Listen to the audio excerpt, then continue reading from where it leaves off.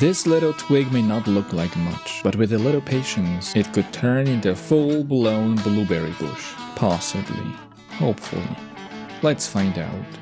Don't worry, the plant won't mind. It's like giving it a little haircut.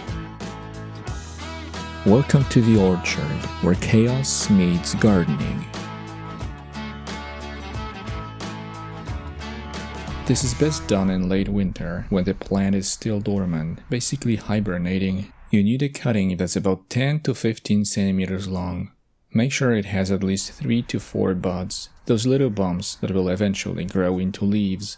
If you take a cutting that's too small, your plant will have trust issues. Too big, it will struggle like me carrying groceries in one trip.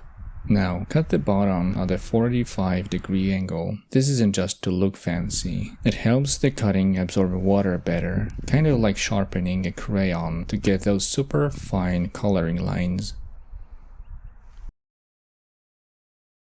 This is the key to success. Well-draining, acidic soil. Blueberries love it. If your soil holds too much water, your cutting might just sit there, regretting everything.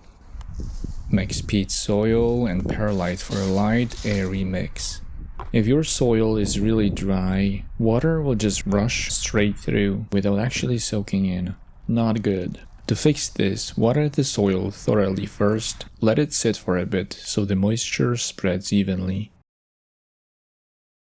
Now, dip the base into rooting hormone. Think of it like an encouraging pep talk. You can do this, little twig. Stick it into the soil about halfway down, then pat it gently, like tucking it in for a nap. Now, cover it with a plastic bag to trap humidity, basically a mini greenhouse. Keep it in a warm, shady spot and don't let it dry out. After a few weeks, or possibly months, you might see roots. Or you might not. But that's gardening. It's all part of the adventure. If you see mold, don't panic. Just remove the plastic cover for a few hours each day to let things breathe.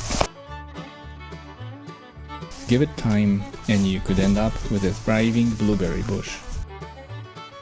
Like and subscribe, or my cuttings will have trust issues.